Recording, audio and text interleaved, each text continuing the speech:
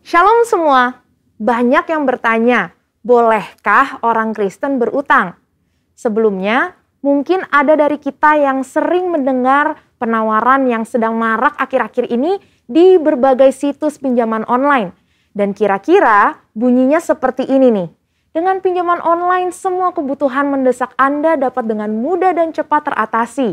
Pengajuan mudah, persyaratan gampang, dan yang paling penting pencairan yang cepat. Karena mudah dan cepat, akhirnya banyak orang jadi tertarik untuk meminjam uang. Padahal, tidak jarang kita mendengar masalah dan isu negatif karena pinjaman online tersebut. Namun sebetulnya, apa kata Alkitab tentang konsep berutang ini? Roma 13 ayat 8 dipahami oleh sebagian orang Kristen untuk tidak boleh berutang sama sekali. Namun, Alkitab penuntun hidup berkelimpahan menjelaskan bagus sekali bahwa orang percaya boleh meminjam untuk keperluan yang serius. Tapi, jangan berutang untuk hal-hal yang tidak perlu, apalagi menunjukkan sikap tidak mau melunasi utang. Karena artinya, kita tidak menunjukkan kasih kepada Tuhan dan sesama. Justru, orang yang mengasihi sesama akan mengembalikan uang yang dipinjamnya itu. Dalam Mazmur 37 ayat 21 dikatakan, orang fasik meminjam tanpa ada niat untuk membayar balik.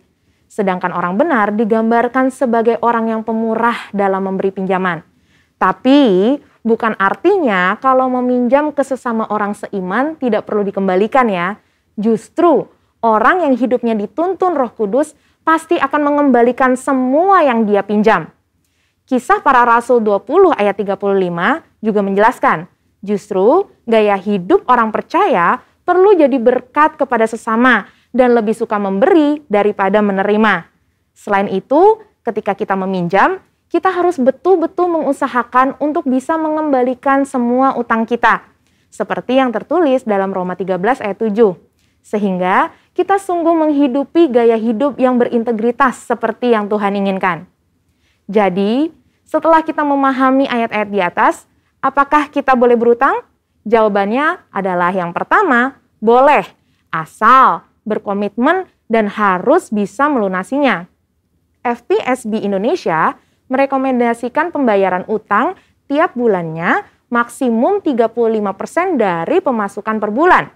Tapi lebih baik sih di bawah 35% ya saudara. Kedua, boleh berutang asal digunakan untuk hal-hal yang memiliki nilai aset yang cenderung meningkat. Seperti KPR, kredit usaha, biaya pendidikan, dan lainnya yang bersifat mendesak, bukan yang sifatnya konsumtif. Kemudian, boleh berutang asal melalui institusi yang dilegalkan oleh negara, meskipun diminta jaminan atau syarat-syarat yang cukup berat jika dibanding dengan yang ilegal. Dan yang terakhir, jangan berutang itu menjadi gaya hidup kita yang terus-menerus gali lubang tutup lubang. Kita harus percaya bahwa Allah kita mampu untuk mencukupkan kebutuhan kita seperti dalam Matius 6 ayat 31 sampai 33. Saudara, untuk penjelasan lebih lengkapnya dari tim teologi kami, silahkan untuk buka link yang ada di atas atau scan QR Code yang tersedia. Salam integritas, Tuhan Yesus memberkati.